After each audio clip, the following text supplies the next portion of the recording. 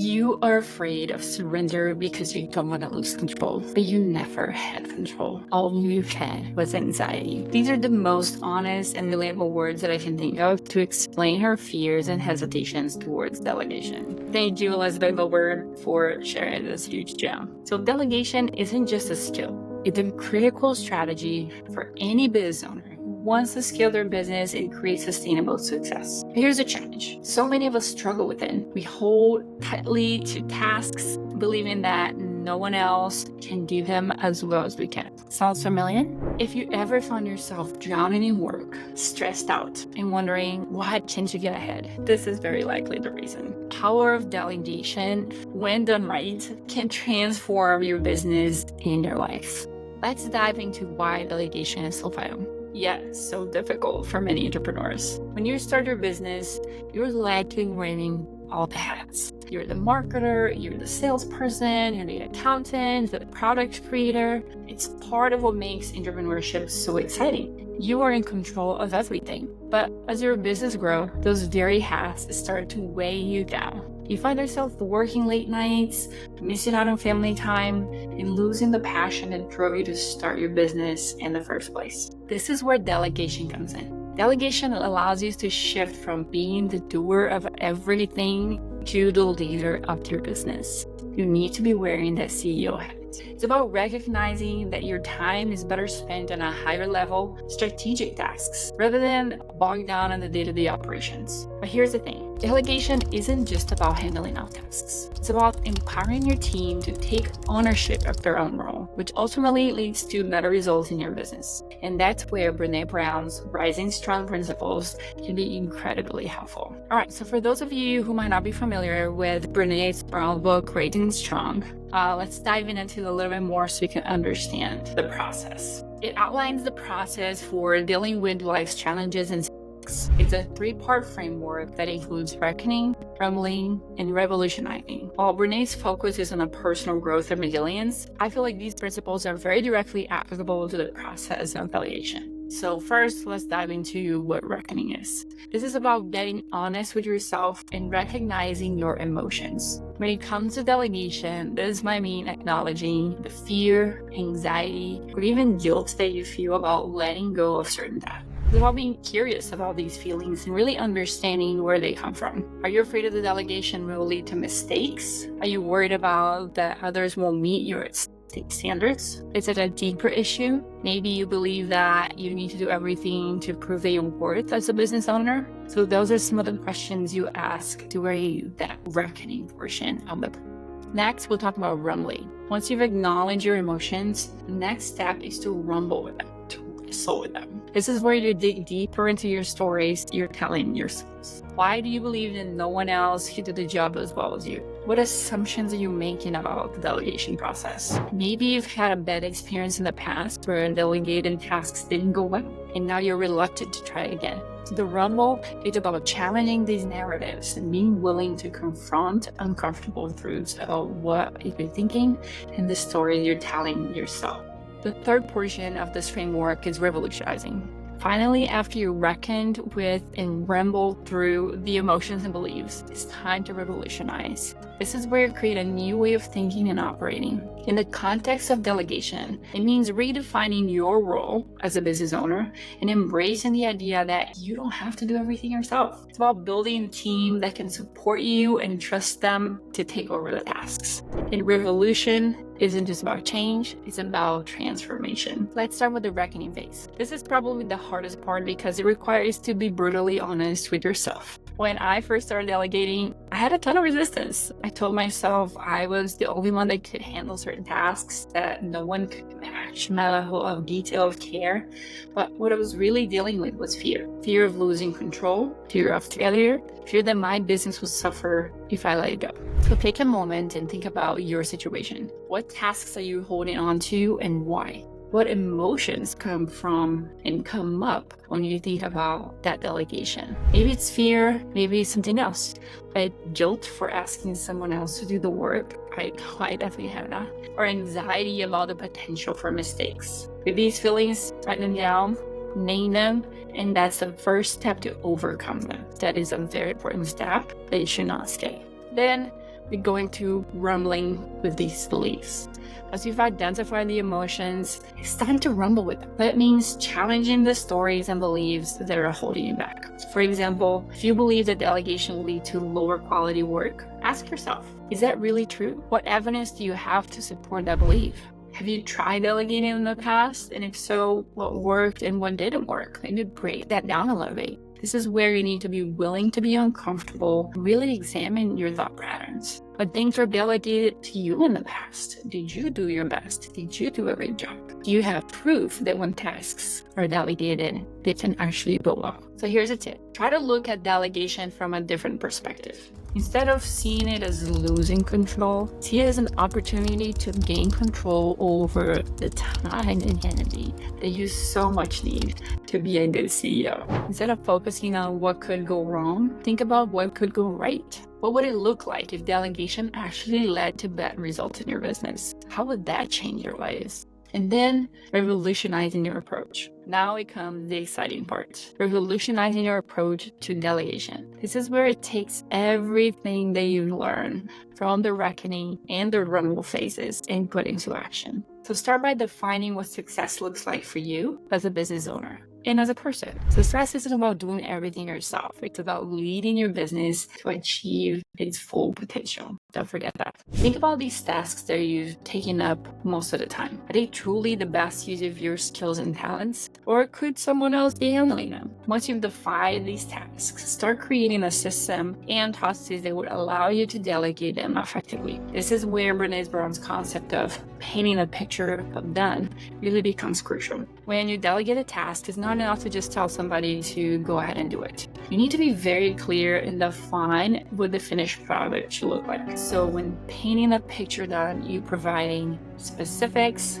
providing some detailed instructions, and there is no ambiguity on what to expect. Think about how the task is done, what the task is, when it should be done, what is the expected result of that task, what is the time frame that has to be completed, and the most important part, how would completing this task be contributing to the overall success of the business? So here's an example for you. If you're delegating social media management to a team member, you're not going to just say, make sure you post on Instagram. Instead, you're going to describe what type of content you want, what kind of tone of voice they should be using, what kind of posting schedule they should be using, how many times a week, and how they're going to engage on that strategy. What are the strategies they're going to be using those posts? So the more specific you can be, the better. This not only helps your team member understand what you want, but also helps set them up for success, which is very important. All right, let me share a story that perfectly illustrates how these principles can change the game. I was working with a client, a talented wedding photographer who was just overwhelmed with the sheer volume of work. She was doing everything herself,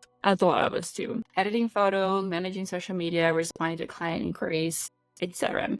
And she was burning out fast. She knew that she needed help, but the idea of delegating any part of her business was really scary and terrifying. She worried that no one else could match her standards and that if she let go, the business will suffer. So we started by reckoning with those emotions. I asked her to get curious about what was really driving her fear. Was it the lack of trust in others, or was it deeper fear of losing control? Once she could name those feelings, we moved into the rumble phase. We challenged the stories that she was telling herself about delegation. Delegating really means she was giving up control? Could it mean that she was maybe taking control of her time and energy? And finally, we moved into the revolution. We redefined what success looked like for her. It no longer was about doing everything in her business, but about leading the team that could uphold her high standards while giving her the space to focus on her creative work. We didn't stop there. We made the concept of painting the picture of done come to life. Together, we created that detailed instruction for her new VA, outlined exactly what a finished photo edit should look like, down to the last detail. The results. The VA not only met the standard, but exceeded them. And she found herself with more time to focus on what she loved, working directly with her clients and capturing those magical wedding moments. Her business grew, stress level dropped, and she found joy in her work again. She was struggling with the idea of delegation because she had very high standards for her work. She was worried about what she had to handle off to somebody else and that wouldn't come back with the same amount of quality. But through the process of reckoning,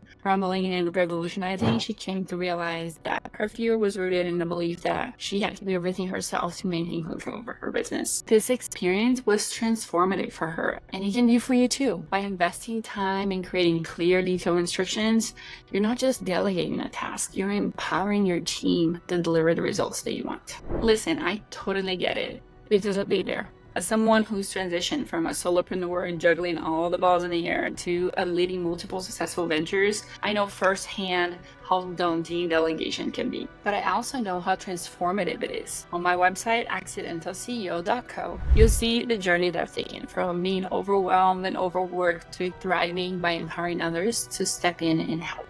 I've built a business coaching creative entrepreneurs, helping them not just survive, but thrive, mastering their skills like delegation. My strategies are grounded in real work experience, and I'll see no more coming into my clients. All right, let's take some time to address the most common objections I hear about delegation. I know some of you might be thinking, my business is unique, no one else can do what I do. Or, I've tried delegating before and it did not work. These are valid concerns, but let's break them down. First, the idea that no one else can do what you do is often more mindset than reality. Yes, you are unique, and yes, your business has specific needs, but that doesn't mean someone else can be trained to meet those needs. It's about finding the right person and investing the time to develop them and give them the tools and guidance that they need to succeed.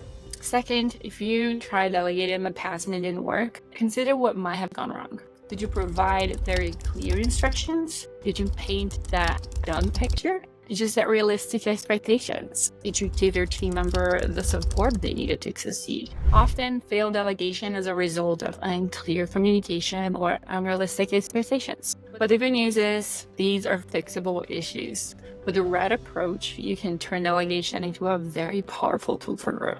So let's get practical. Here's a step-by-step guide to delegation. Number 1 is identify the tasks to delegate. Let's start by making a list of all the tasks you're currently handling. I recommend to just keep a notepad by your side in your desk for about a week or so, and every time you work on a task, write it down in a notepad. By the end of 1 week, you should have the majority of the tasks you complete for the business on a regular and repetitive basis. If you feel like you need to track it for longer, make sure you don't miss anything, have at it. Then identify the tasks which are appropriate for delegation. Ask yourself, is this task directly making money for my business?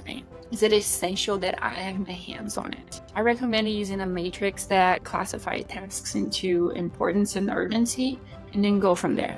This will really be helpful when it comes to deciding what can and should be delegated. And the second thing is choosing the right person. Look at your team and identify who has the skills and capacities to take the task. If you don't have someone in your team who can do it, considering hiring a VA or a contractor. And the key is to find somebody who can handle the task efficiently and effectively and who align to your business values. Make that communication very clear and make sure that you're not setting expectations for skills that they don't have. Number 3 is paint the picture of that. As we talked about it earlier, clearly defining what the finished product looks like is very important. Provide specific instructions, examples, and criteria for success. The more detailed you are, the better.